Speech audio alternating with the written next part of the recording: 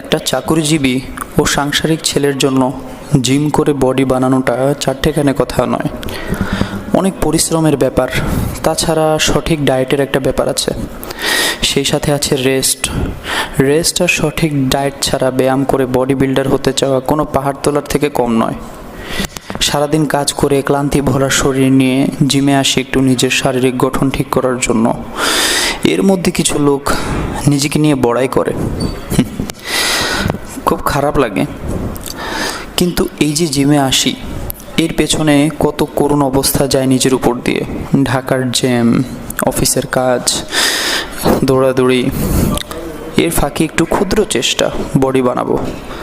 জানি কিছুই হচ্ছে না, কিন্তু আমার বিশ্বাস একদিন ঠিকই হবে, আর হয়ে ইনশাল্লাহ দেখিয়ে দিব। সবার দোয়া চাই।